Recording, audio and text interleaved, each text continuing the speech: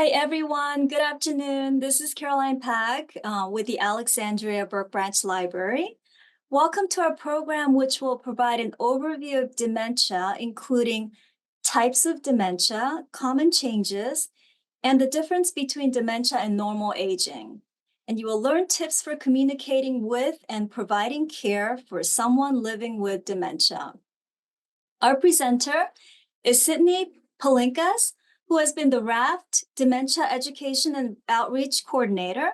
Sydney is a licensed graduate social worker and certified dementia practitioner. Previously, Sydney worked at the Elder Safe Center, a program supporting older adults who have experienced abuse, neglect, or exploitation. Sydney also has in long-term care, hospice, and senior centers. RAFT is the Regional Older Adults Facility Mental Health Support Team. And again, thank you for joining us. Before we begin, just a reminder that everyone is muted. So if you have any questions or comments, please feel free to post them in the chat or the Q&A. We'd love to hear from you. Just to note that we're recording this program and it will be posted hopefully on our YouTube in a couple of weeks. All right, Cindy, I'm going to send it over to you. Thank you. All right, great. Thank you so much. And thank you everyone for joining today. I'm going to go ahead and share my screen. As Caroline said, I definitely want you to be interactive. So feel free to use the chat or Q&A as we go. But we are recording. So I would ask if you're going to ask any questions that are specific to a loved one or a friend that's kind of getting into confidentiality territory there, just wait until the end because that piece will not be recorded. All right. So again, my name is Sydney Palinkas. I am a social worker with the RAFT program, and I'm going to talk to you more about what RAFT does, as well as talk about dementia. So I think Caroline went over all of this already, but we're going to go over the differences between normal aging and dementia, the different types of dementia, common changes related to dementia that we see, a little bit about dementia risk, and some ideas about prevention, and then how to support someone living with dementia. All right, so to start off, I'm going to get you all being interactive, hopefully soon. Feel free to type in your chat, what comes to mind when I say the word dementia? What do you think of? And go ahead and put that in the chat box. Give everybody a moment here.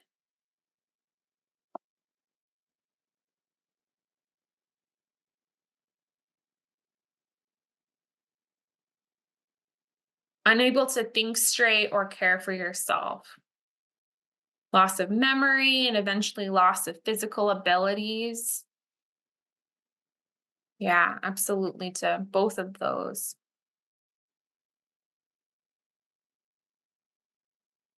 See if anybody else has anything to add. All right. Well, there's a lot of different things that come up when we talk about dementia. And often folks think about this memory piece. But I'm really glad both you, Nancy, and Diane, you already are touching on some of the other changes besides just memory that we see with dementia.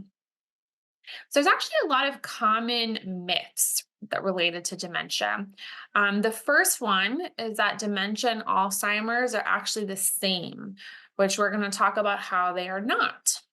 Alzheimer's disease is a type of dementia. Often those words are used interchangeably when they're not actually interchangeable. Another common myth is that significant memory loss and cognitive decline are normal parts of the aging process. They're really not, and we're going to talk a little bit more about what is the difference between normal aging versus signs of dementia. And I see we got a couple more things in the chat here related to what dementia makes you think of: repeating questions, not being able to function normally. Yeah, absolutely. And then the last myth, which we're going to get to at the end, is that individuals with dementia cannot live meaningful lives or have meaningful experiences. And I really want you all to understand that this is absolutely not true, that folks with dementia can still have these meaningful experiences, have meaningful relationships. And we, as friends, as loved ones, as care providers, can help facilitate that. So let's get started and talk a little bit about dementia. So, as I said, we often use the term Alzheimer's and dementia interchangeably, when this is actually false. Dementia is an overarching umbrella term that includes a lot of different diseases and conditions. These are just a couple, and we're going to go through them more. But as you can see, Alzheimer's disease is one type of dementia. Similarly to how we might use the term cancer. Cancer is an overarching term, and there's several different, many types of cancer. And we're going to go through more what these different types look like. So, dementia, as I said, it's actually not a specific disease, but it's this overarching term or a collection of symptoms that include changes to memory, to behavior, to thinking and judgment. And it's often described as a declining functioning in at least two parts of the brain. And there are actually over 80 different diseases and conditions that can cause dementia.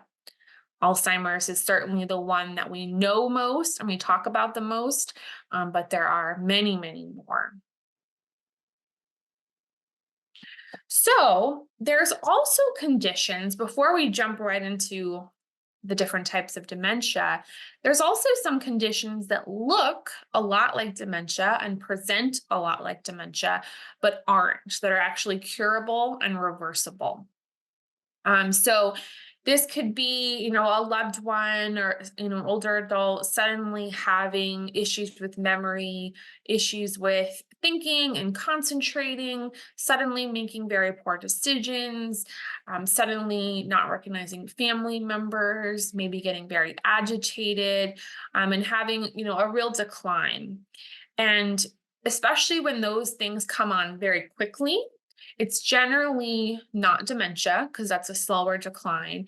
And it's often something else, something medical. And that could be a vitamin deficiency. It could be a side effect to a medication. It could be a brain bleed from a fall. It could also be delirium caused by a urinary tract infection or another medical issue. And depression can also show up pretty similarly to dementia in those early stages. Folks have trouble concentrating, they have trouble with memory, they start to isolate themselves. And I've seen folks who get misdiagnosed with depression or dementia, and it's actually the other one.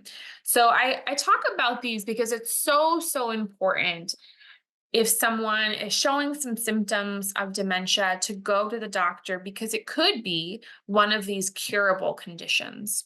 So it's really important to start with your primary care doctor and get that full workup and really figure out what's going on.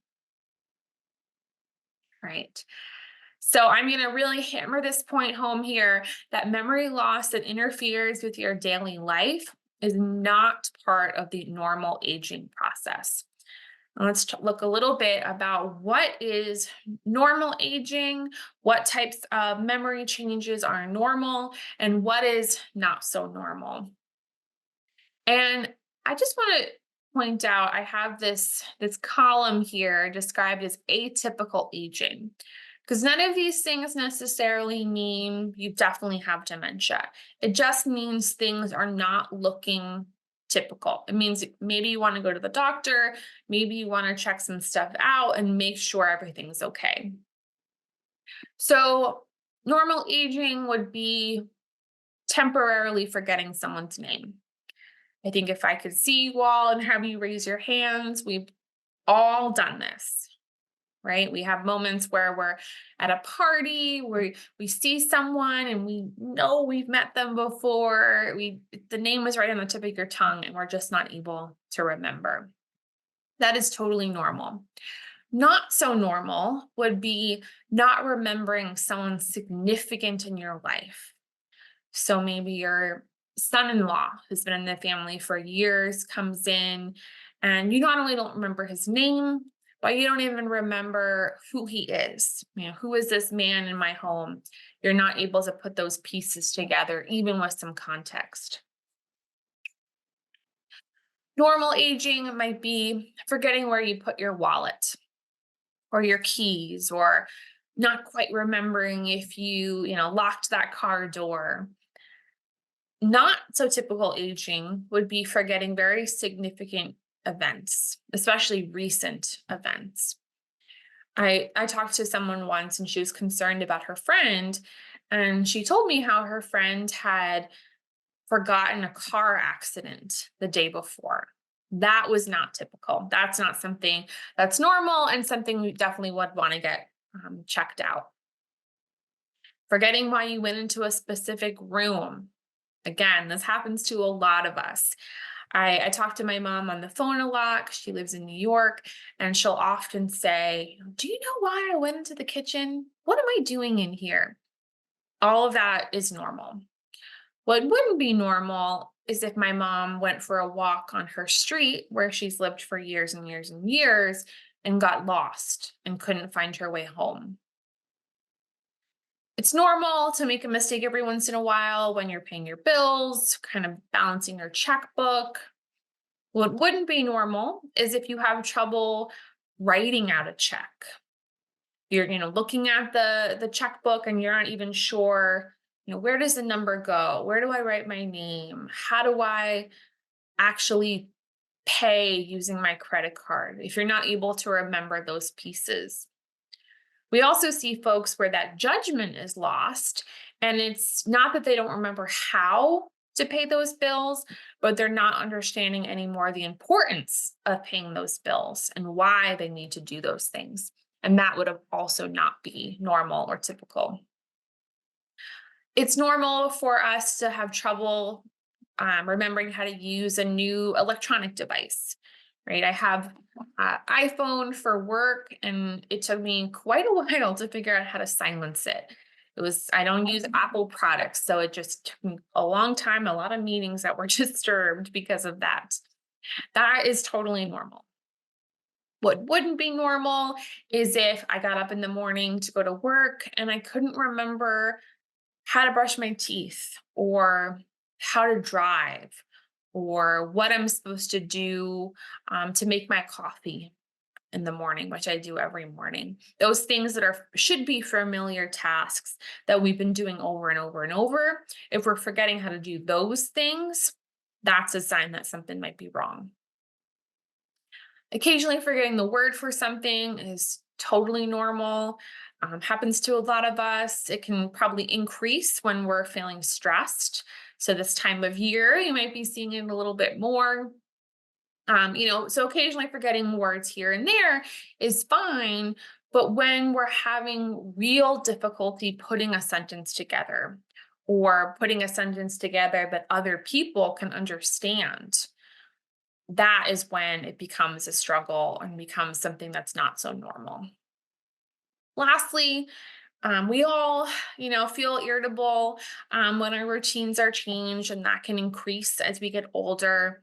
Having a little bit less of a social filter is something that is more normal as we get older, but not so normal would be a big increase in paranoia, seeing things that aren't there, feeling very suspicious of others. Those are signs that there might be something wrong. And as we go, please feel free to put questions or comments that you have in the chat box. I'm keeping an eye on it as we go, so don't feel like you need to wait until the end to ask questions. Okay. So as I said, there are many, many types of dementia, but these are the five main types. So Alzheimer's disease is probably one that you all know well and are pretty familiar with. It's one of the most common forms of Alzheimer's. One of the hallmarks of dementia is the plaques and tangles in the brain that stop our neurons from being able to communicate with each other, eventually causing those parts of the brain to die. And we see um, um, memory loss, changes in cognition and thinking, and eventually, towards the end, issues with delusions and hallucinations. So someone asked if you'll get a copy of these slides afterwards. Absolutely, I will send them to Caroline, and she can send them out to those that were registered. All right. Vascular dementia is most often caused by cardiovascular disease. So, this can be caused by strokes or heart attacks, um, falls, things like that.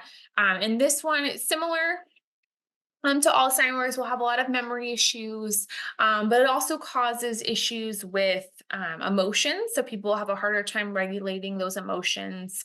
And with vascular dementia in particular, people will often know that they are having a problem, which isn't the case for some of the other types of dementia. With vascular dementia, people are often pretty aware that they're having these challenges, which can cause depression and anxiety. So there's some debate whether or not vascular dementia or Lewy body dementia are the second most common forms. Lewy body dementia is hallmarked by Lewy body proteins in the brain. And this often shows up a little bit similar to Parkinson's disease. So folks might get tremors, they might get the shaking, they might get this kind of stooped walking and shuffling, which are all hallmarks of Parkinson's disease. But Lewy body dementia will also come with pretty strong delusions, hallucinations. So, seeing things that aren't there, believing things that aren't true. And it's generally a pretty rapid decline in Lewy bodies. So, people might get this diagnosis, and even just in a few years, they've really, really declined in cognition and memory and what they're able to do compared to, say, Alzheimer's disease, which is a much slower progression. Parkinson's disease dementia is a little less common. Not everyone with Parkinson's disease will get dementia, but about 20 to 80% do. And as you see, that is a huge range, 20 to 80%. So there's a lot of research in this field, but a lot of the types of dementia and the things that we know about dementia are, are still being figured out. For a lot of these types, we don't truly know what type the person has until there's an autopsy on the brain. So a lot of it is looking at their symptoms, looking at their history, and kind of a little bit of a guessing game, honestly. So again, not everyone with Parkinson's disease will get dementia, but those that do will experience the similar symptoms of Parkinson's. So, that stooped posture, shuffling, the tremors. People might experience, excuse me, kind of a slowness. So it's slowness in thinking, slowness in moving, kind of slowness to get started on a task, or whatever they're trying to say. And then they'll have those memory issues as well.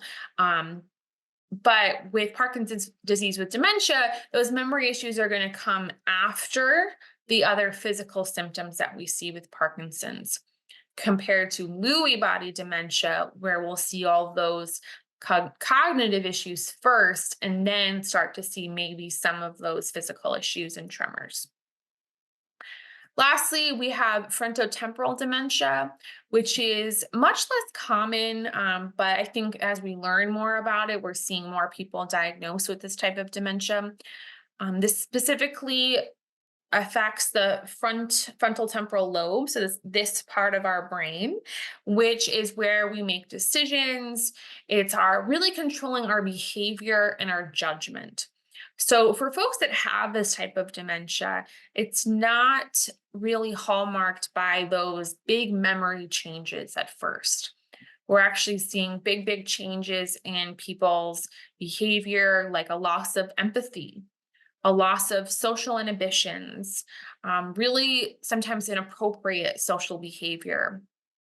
And what's hard about frontal temporal is that it comes on pretty young. So folks are generally between 45 to 60 when they're diagnosed with this. So people aren't automatically thinking, oh, this might be dementia. Their thought sometimes goes to a mental health issue when it's actually frontal temporal dementia.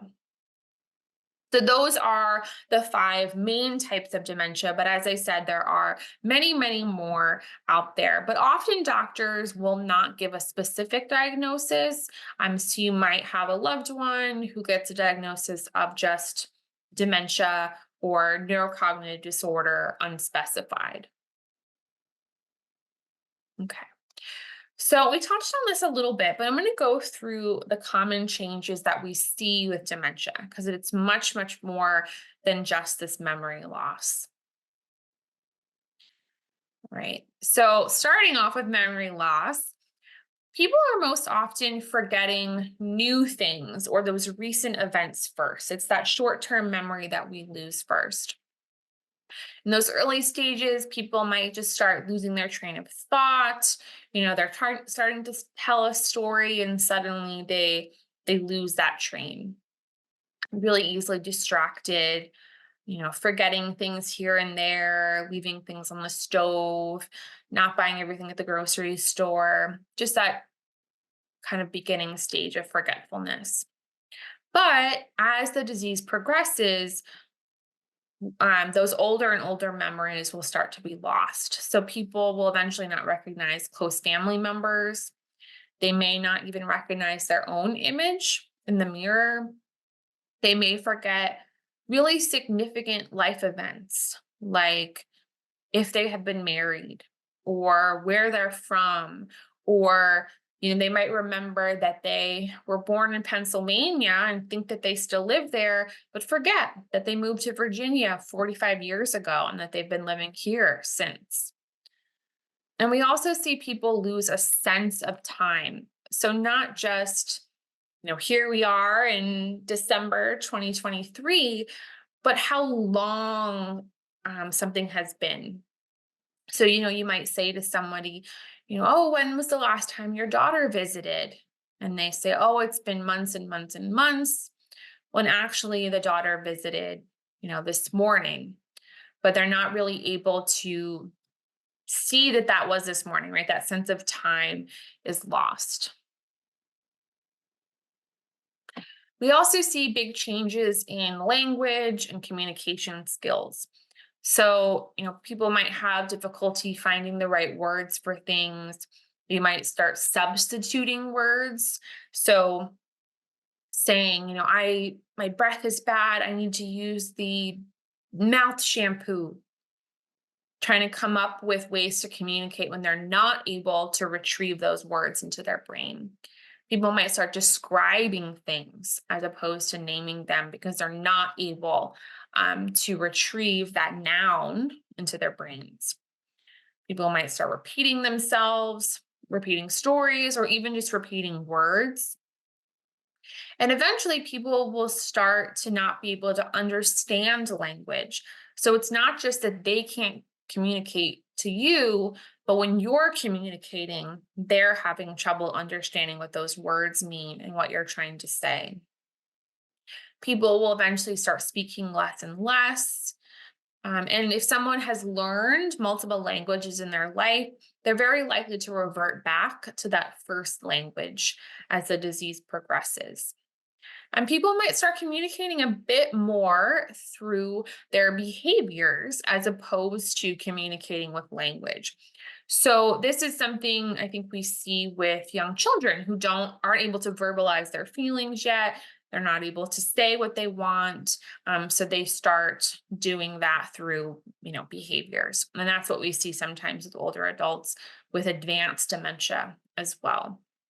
They might not be able to say, I am hot and I want to take this sweater off. Please help me. So that comes out with maybe a little bit of aggression or banging or yelling because they're not able to get the correct words out. So, interestingly, in our brains, which are fascinating, as a lot of the language in our brains, which is on the left side, is lost, there are other parts of our language on the right side which are actually kept and retained. One of those types of language is rhythm. So, things that have to do with music, lyrics are often kept in the brain. You might have all seen videos online of older adults with dementia listening to music and they kind of just come alive. And that is because it's our rhythm and our music is stored in a different part of our brain where we actually do retain those memories. I used to volunteer with hospice, as we mentioned in the beginning, and one of my patients who she was very sweet, she was at the stage that I met her almost totally nonverbal. She didn't really speak to me too much. But every once in a while, her nurse, while bathing her, would sing happy birthday and kind of use the happy birthday song and the rhythm of the song to bathe her and to kind of make her feel comfortable during that process. And that song would spark a little something in her brain. And when I would talk to her after, she would tell me that it was her birthday. And we would talk about her birthday and sometimes have, pretty long conversations. While other weeks I would come and she would not speak at all, absolutely nothing. So music is pretty powerful. I don't know if anyone else has seen, situations like that. If you have, feel free to put them in the chat. Another type of language that is retained is what we call automatic speech. So if you have ever, I wish I could have you all raise your hand because I'm sure you all would here. If you've ever had someone say, Hey, how are you? And you automatically say, I'm good. How are you? Without even thinking about it. Especially, this is funny, I think, when you're not doing well, but you just automatically say, Oh, yeah, I'm good, good. How are you? Have a good day. That type of automatic speech or like chit chat, normal flow of conversation is retained. So, if someone were to say, Merry Christmas, the person might retain back to say Merry Christmas, or they might, remember just those little things throughout our daily lives that we just automatically say without thinking about it. Another type of emotion or word that is retained are words tied to emotion. So this is generally curse words, um, words related to sex and racial slurs. So those words have a very, very high, emotion tied to them. They're not part of the normal part of our brain that deals with language. So they are retained. So people that lose a lot of those language skills might still be able to kind of pull in those curse words or those really nasty words, which is why we might see folks with more advanced dementia suddenly using language that they never ever would have used before, saying things they never would have said before, because those are the words that they are able to say and kind of retrieve and communicate.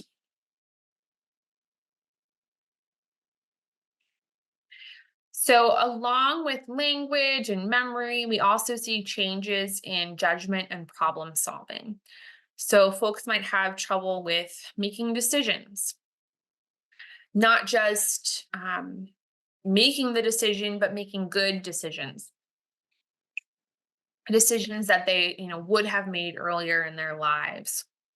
This is where we start to see folks getting into scams, fraud, especially if they're still managing their finances or have any access to those finances. People might struggle with more complicated tasks, things that didn't seem complicated to them ever in the past are now very complicated. Something that we might think is obvious isn't necessarily going to be obvious for them. If it's a clearly A plus B equals C situation, they're not going to really see that. We're going to have to get them all the way to C. We're not going to assume that they can kind of put that together anymore. We also see a loss of impulse control. So people are going to be saying right what they think. They're going to be doing what they want to do. There's not that filter anymore. There's not that part of your brain saying, hey, maybe don't tell this person that they look really fat today. That's just kind of coming right out. People have trouble assessing for risk and safety, which is why, we see folks starting to make really not so good decisions with dementia, maybe not paying bills, letting strangers into their home, going out for walks at 2 in the morning and not recognizing that this is not a safe situation. Wandering can be especially dangerous because folks are no longer able to retrace their steps further with dementia. So you might go out for a walk and then not be able to find your way back home. And with that loss of judgment or problem solving, not understand why this is concerning, that now it's 2 in the morning. I don't have shoes on, I don't have a coat on, and I'm walking and I don't know where I am. We also see changes in visual abilities with dementia, which is, I think, one we don't really talk about that much. So I can't see any of you, but maybe you will play along with me here. If you have some space where you're at, go ahead and just put your hands out to the sides and kind of wiggle your fingers. And, bring your arms in however much you need to be able to see your fingers as they wiggle. And you should notice you probably have fairly good peripheral vision. Our peripheral vision goes down a little bit as we get older, but not too much. But with dementia, that peripheral vision actually becomes a bit more like a scuba mask. And go ahead, if you're playing along with me here, go ahead and just look around your space and notice what you're not able to see anymore with your scuba mask on.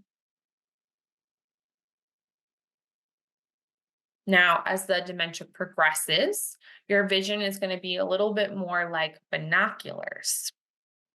So you now might notice that you can see even less in the space around you. And as it progresses further, folks eventually sometimes get monocular vision. So as you can see, it's even less, which means they have also lost depth perception. So folks might misidentify objects. They might not notice things that are right next to them. We sometimes see individuals, they don't realize that something is right here, right kind of in front of them, right beside them. And that's because of that change in depth perception and that change in peripheral vision. They actually have to move their whole head in order to see those things that are near them. Right. Hopefully you all were going along with me there and I wasn't using my binoculars and scuba mask all by myself. All right. We also see changes in emotions and behaviors. So people might have pretty big mood swings. They might lose interest in hobbies that they used to have. And, some of this might be because of the changes in their emotions and the mood. It could also be sometimes embarrassment, feeling like I can't do those things anymore that I used to do. So I'm just going to stop doing them altogether. People often feel more irritable, a little bit more easily overwhelmed, which I think when you look back at all of those changes that we just talked about, it makes sense that people are feeling that way. Their brains are really changing and things are becoming much more difficult for them to do. So, at least for me, I think I would definitely be getting overwhelmed pretty easily. We also see folks experiencing delusions and hallucinations with dementia, which is not something that we talk about as much. So people might see things that aren't necessarily there, talking to family members that have long since passed, or hearing things that aren't there. I just talked to someone recently. She's caring for a loved one with dementia. He believed that they had guests in the house, and he really wanted her to cook a whole meal for these guests that weren't actually there. Folks might believe things very strongly that are not true. So, thinking that their husband is not their husband, or that this is an imposter husband in their house. That's a pretty common delusion. They might think that someone has been stealing from them when there's no evidence of that. They might think that their house is not their house and they want to go home when they actually are home. We also see a lot of trouble with sleep. So, sleeping all day long, not being able to sleep at all, waking up a lot during the night, which is, of course, really hard for caregivers. The one I think important thing to know, especially about emotion, is that even with fairly advanced dementia, people are still able to experience and recognize a pretty broad range of emotions. So they might be expressing those things a little bit differently than they would have earlier in life, but they're still feeling them and they're often recognizing them. So, if you're visiting someone living with dementia, they might not really know who you are or what you're doing there, or even kind of what you're trying to say to them. But it is likely that they're going to pick up on whether or not you make them feel good, make them feel comfortable and happy, noticing if you're smiling with them or if you seem cranky, if you seem annoyed, if you seem like you're trying to rush them into doing something. They're going to pick up on those pieces. And lastly, we see changes in motor skills. So, difficulty with fine motor skills. So, things like buttoning up a shirt, squeezing the toothpaste, um, using a pen for writing, all of those things might be lost. People will eventually start losing some of those gross motor skills. So, walking, the people might actually forget, what is the process of walking, or how do I use my body to get in and out of bed? What do I do in the bathroom? How do I actually sit down to do that? Those motor skills that are just intuitive for us might be lost for folks. So they're going to need more and more help with those everyday tasks. Often, though, when those skills are lost for a while, a lot of times people's strength is still retained. All right. So I'm going to go over a little case example here and have you all weigh in on what you think might be going on with Mary. So Mary is 75 years old and she lives alone. Before retiring, she worked in the federal government. She loves reading and talking about current events. Mary always took pride in her appearance. Lately, when you see Mary in the supermarket, her hair looks uncombed, her clothes are stained and wrinkled. And one day you notice Mary walking through the neighborhood looking upset. I just got a bit turned around, she says tearfully, and you offer to walk Mary home. Back at her house, you notice a large pile of unopened mail on her table. She has several weeks' worth of newspapers unopened. She says she's tired of all that junk. Says just throw it all away. The next day, you call Mary to check in on her. She doesn't remember you walking her home and she becomes defensive on the call. Why did you call me? I don't have all the time in the world to just sit here and chit chat with you. So go ahead and put in the chat, what are some of the things that would make you concerned for Mary if you were her friend or neighbor here? What are some of the things going on that make you worry about her? Or maybe you're not worried at all. And if you're not worried, feel free to put that in the chat too. Give you all a second.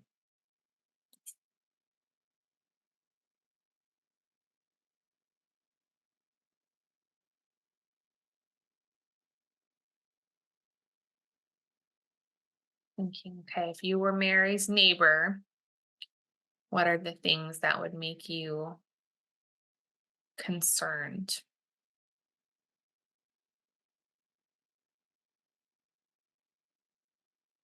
Let's give it just a minute here. I don't want to wait too long. If nobody's typing, it's hard to tell. All right. Diane says forgetfulness, decreasing self care, possible acceleration, example, letting in strangers. Yeah. Yeah. Those are all really great examples. So, yeah, she's starting to forget things. She didn't remember that you walked her home. She didn't remember how to get home. She's not taking care of herself the same way that she used to. And I think with that one in particular, it's so important to know who people were before. And really, for all of these pieces, it's important to know who people were before. You know, for some of us, we're always a little disheveled, and that's normal. Right? I think I'm always a little bit disheveled looking. I don't have that kind of crisp, always ironed looking outfits, but Mary did. So the fact that Mary is coming to the supermarket really not looking well with her hair messed up and her clothes stained, that is a sign that something's really different with Mary. Um, she's not taking care of the things around her either, right? She's not opening her mail, which is probably full of bills, so that's not good. She's also got all these newspapers piled up that she hasn't read. When Mary used to love reading current events. Um, and she's also getting, really upset on the phone. She's got a lot of defensiveness and she doesn't remember the day before. So all of these are some things that would be concerning about Mary. But what is hard sometimes when we are concerned about someone is they don't always know that something is going on with them. So for about half of people with cognitive changes related to dementia, they're unaware that these changes are happening. They're not seeing those differences in their lives. Their brain often will kind of fill in those gaps. They think something else happened. They don't really remember what happened, but their brain will fill in. So they're not seeing that there's a problem. So when we're coming to them and we're saying, hey, I think you need help. I think maybe you need to stop driving. I think you need to stop managing your bank account. That can lead to a lot of anger and arguments and frustration from folks. For other people, they might be very aware that these changes are happening. They understand that they, have a diagnosis or not, but regardless, they can see that these changes are happening. It can be really scary for some people. Really increases anxiety, can increase depression, and often they might want to be right next to their caregiver all the time, just trying to feel that level of safety from their caregiver or loved one that they're not feeling because of those changes. Other folks might know that they're having changes, but kind of like Mary, maybe are in denial about it. They're still trying to hide it. They're trying to maintain the control that they had, and are kind of pushing people away because they don't want people to notice those changes. So, some signs that someone might need to go to see a doctor related to dementia. If they're becoming more and more forgetful, it's not just here and there, it's really consistent. So, example of this, I have someone in my family who has dementia with Parkinson's disease. And almost every time I went to visit him for a while, he had lost his wallet. He always lost his wallet, constantly couldn't find it. And at the time, I thought, oh my gosh, you need to get, you know, to get a better system with your wallet because this is getting crazy. But now I think, wow, that was a really big sign that something was going wrong, that he was consistently losing really important things over and over and over. Another sign is people having trouble concentrating or completing tasks. They might be starting to pay the bills, but not ever able to finish, not able to finish projects. Maybe they're, leaving the stove on in the middle of cooking and just walking away and not being able to finish. Difficulty performing everyday tasks. So, folks not remembering how to do those things that should be really familiar to them. Um, going into the bathroom and not knowing, what am I supposed to do in here? How do I start the shower? What do I do with these different bottles and soaps and things that we should have really ingrained in our minds. If someone's getting lost in their own neighborhood or areas that should be familiar, consistent repetition. So, sometimes folks will repeat stories every once in a while, but if you are in a conversation with someone and within 10 minutes they're repeating that same story you just heard, that's probably a sign that something's going on. Losing items, we kind of already talked about that, or big changes in mood and behavior. So, somebody suddenly not wanting to do the things that they used to love to do, getting really upset about things, almost reactions that don't make sense for the situation. Those are all changes that we want to check in with the doctor about. But as I said, there are things that can be wrong that aren't necessarily dementia. And some of those are reversible and curable conditions. So it's really important to go to your primary care doctor, get a full workup, look at your family history, do labs. They'll generally look at your medications, if there's any side effects that could be there, any infections or medical issues, mental health issues that could be causing all of this. I will say also though, really advocate for yourself. So if you, or a loved one really feels like something is wrong and your primary care doctor is saying you're fine, you're fine, you're fine, push a little bit and advocate, get to see a neurologist, get to see another clinician because oftentimes people are not getting diagnosed as early as they could be. And the person and the family knows something's wrong for quite a while. And doctors are not necessarily diagnosing them. All right. So we're going to look at some risk factors related to dementia. So, as I said, there are more than 80 different types of dementia. So there is no one thing that causes all of those different types, but there are some things that are risk factors for dementia in general. Age is definitely a risk factor.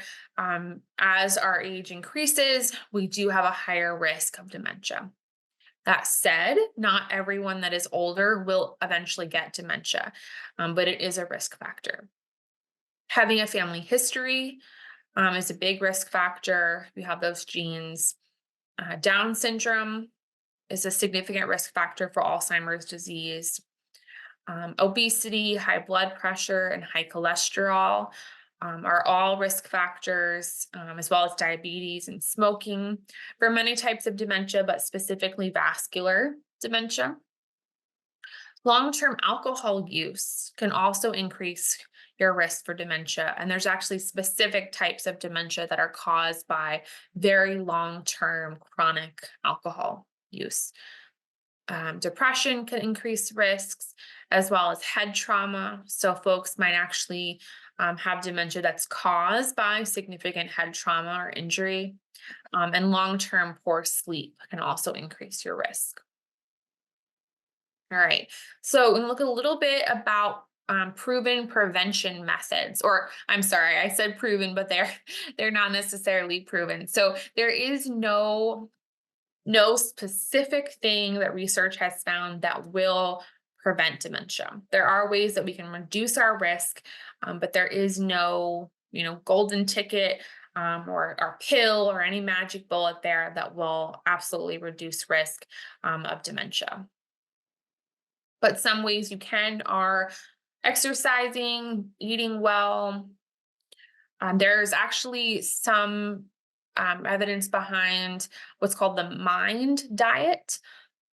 It's pretty similar to the Mediterranean diet.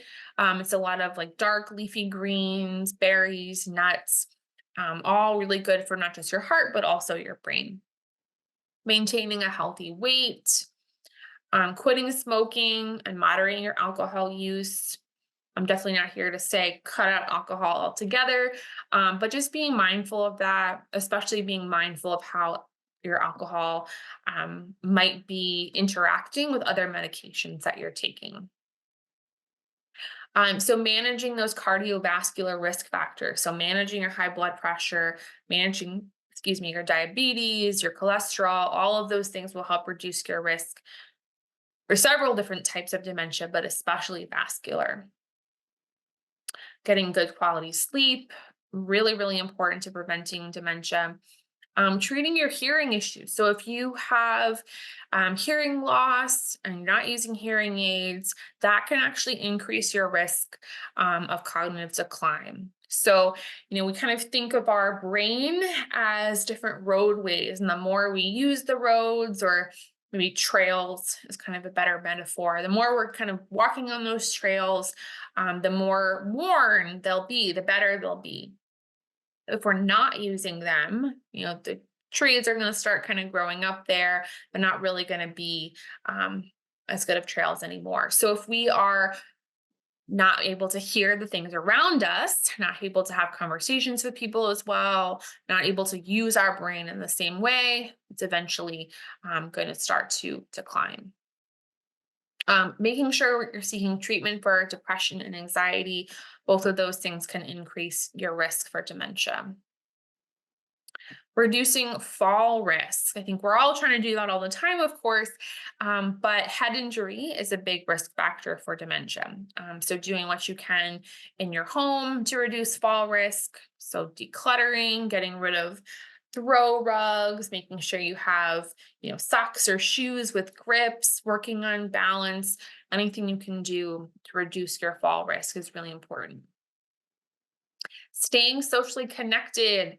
So I'm glad you're all here. Hopefully, you do feel connected in your community, because having social connections is really, really important for not just preventing dementia, but if something does go wrong, having those social supports. And exercising your mind, which is something people say a lot. We don't always know what that means. So I have a whole other slide here. What does it mean to exercise your mind? Reading, really great. Using your non-dominant hand can be a good way to exercise your mind, because you got to think about it a little bit more, using a different part of your brain there. Journaling is a great way to exercise your mind. It's a good way to get out, your feelings and your emotions. But we're journaling about what happened to us during the day. We're practicing our sequencing. We're practicing our memory and recalling of short-term events. Puzzles, so jigsaw puzzles, crossword puzzles, Sudoku, all of those are really good for problem solving. Increasing your vocabulary, playing strategy games, learning a new language is also a really, really great way to exercise your mind. Very difficult, I think, but a good way to do it. Um, and learning to play a new instrument. So it has to be a new one. If you already play an instrument, that kind of is already in your brain. But learning a new one or trying to learn a new one is a great way to exercise your mind. All right. So, the last bit here, we're going to talk about how to support someone living with dementia. And this could be, if you are a caregiver, if you're a loved one, a friend, neighbor. And one of the first, I think, really important points is just not to make assumptions about someone just because they have this dementia diagnosis. For some people, it's a really long process, and they might be at those beginning stages, they might be the middle stages, or toward the end. We don't always know. And every day can be really different. So just not making assumptions when we come in. And not excluding people from conversations or activities, really making sure we're including them, we're talking with them, not just about them, especially if they're in the same room. And if you are visiting with someone, having one on one conversations can be helpful, limiting distractions around you. So, doing it in somewhat of a quiet place. For folks with dementia, sometimes it's hard for them to differentiate between foreground noise and background noise. So if you're in a really busy place, it can be hard for them to tune out all of the conversations, or music or things that are happening in the background.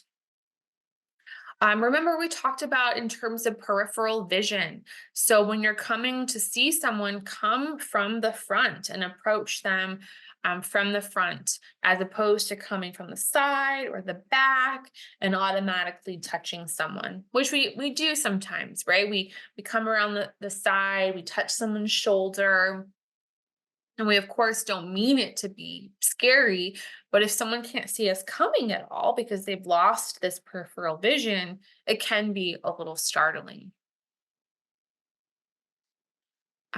Being aware of our body language and tone of voice, as I said, people are still able to pick up on those emotions. So, really being aware of that when we're visiting with folks.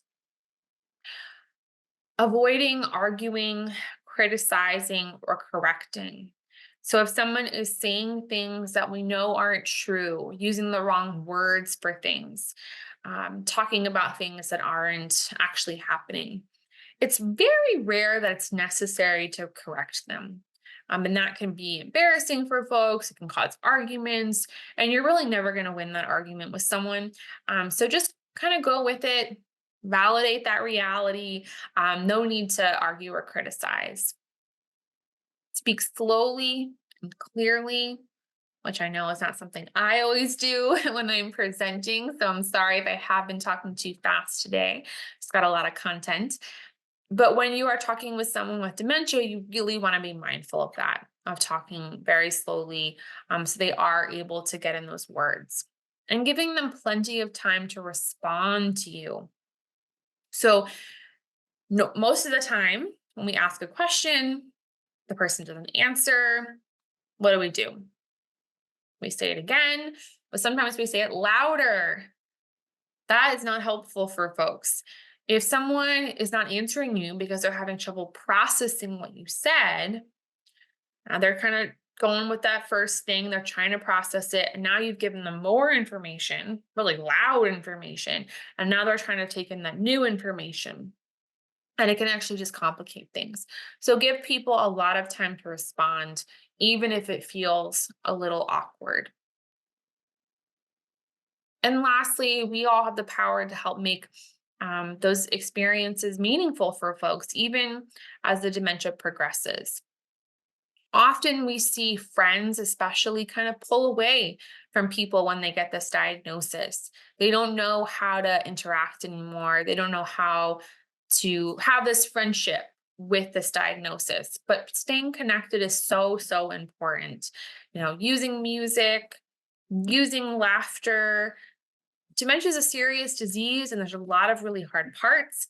There's also a lot of just silly things that happen and ridiculous things, that people say and do, and it's okay to have that lightness when it comes to the disease as well. If you're going to do activities, choose things that they can be successful with, not necessarily hard activities, even if they used to love that. How can we set them up for success so it's not going to cause frustration? Go with the flow. They're not always going to do necessarily what you want. And they might say things that are hurtful or use language that can feel hurtful. So remembering not to take things as seriously. And you all might have seen this quote before from Maya Angelou, but I love it, and I think it's so relevant to folks with dementia. She says, at the end of the day, people won't remember what you said or did. They will remember how you made them feel. Okay. So I'm going to end just talking briefly about my program, which is the RAFT program, which stands for the Regional Older Adults Facilities Mental Health Support Team. Quite a mouthful, which is why we really just call ourselves RAFT. We are a regional program of Northern Virginia. We've actually been around since 2008, and our facility mental health support team supports older adults with serious mental illness or dementia in nursing homes and assisted livings. Our dementia support team launched in January 2023, and we are supporting older adults living with dementia and their families and caregivers by providing education and support and connecting them to resources. All of our services are absolutely free. And the dementia program is short term, so it's about 3 to 4 months with the goal of building up caregiver resilience and reducing stress. So, one of our trained dementia specialists would come out to the home, work with families, identify some of the big challenges or needs that the family is having, and then provide really individualized education and training based on those needs. So it might be training on what is dementia in general? What does this disease mean for us as a family? What are the steps? What should we look for? How do we get things in order? Or it could be, I know all that 101. What do I do when mom has, serious hallucinations and starts getting violent or calling 911 because she doesn't recognize me, and talking through those scenarios. Introducing new activities that can help folks be more successful and reduce some of those challenges. So, maybe there's different calming things that we can introduce, different activities that can be calming and soothing for folks. Connecting them to resources and services. So a lot of resources in Northern Virginia, and it can be hard to navigate. So our specialists can help folks navigate those services, and then ultimately helping them plan to prevent crisis. This is eligibility for our program: a resident of Northern Virginia, 55 years and older, either a diagnosis of dementia or be exhibiting some symptoms of dementia. So some folks come into the program and they don't have that diagnosis yet. We do need to have them get that diagnosis within 60 days, or unfortunately, just due to our grant, we have to discharge, but we can work with them in that meantime. And they do need to be living in the community. So not in an assisted living, not in a nursing home. Anyone can make a referral for this program, so you can go through our online form or you can contact me directly. All right, so just a review of all the things that we talked about. Dementia and Alzheimer's, not the same thing, right? Alzheimer's disease is a form of dementia, and there's many, many other types of dementia. Hopefully, you remember some of those after our conversation. Memory loss, significant memory loss, and cognitive decline are not normal parts of getting older. It's a common myth that those are just what happens when we get older. But they are things that we want to go to the doctor for. We want to get checked up. And lastly, individuals with dementia can live meaningful lives. They can have meaningful experiences, and using some of the tips we talked about can help people have those. Right. I'm going to stop my screen share here. Please feel free to put in the chat or the Q&A box any questions that you might have, or comments or thoughts.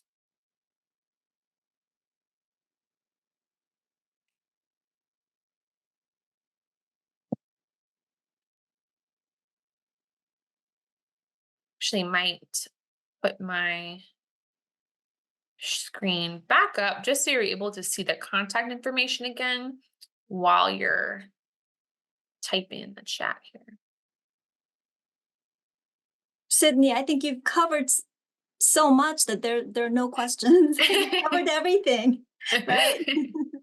It's been so informative. Oh, thank Yeah, you. nothing in the Q&A. I'm gonna just help you double check, and Okay. nothing new in the chat. So yeah, I think you've covered so much, and well, on behalf of everyone who attended, want to thank you so much, Sydney, for presenting this very important information that affects many, many families. And since we are recording, and I've had several inquiries about how they can listen to the program, I will send you information, and it will be posted probably in a couple of weeks on our YouTube page. If you go to our website, you'll see that there's a link to our social media sites.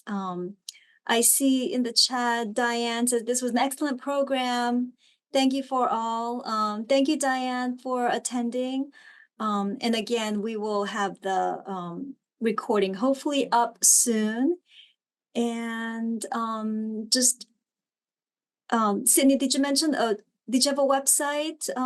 We do have a website. Yeah, I'm happy to put that in the chat Yeah, that'd be box as great. well, for folks. And I can send you over our The slide. brochure, Caroline, and the slides so folks can, um, if you are able to share that with them, that would be great. Yeah, absolutely. Yeah, so email me if you've attended and you'd like access to her slides and more information. Sydney just posted in the chat link to more information about that. And then if all of you would like other types of programs as well, you can check our library website. Mhm. I will post that in the chat as well, but it is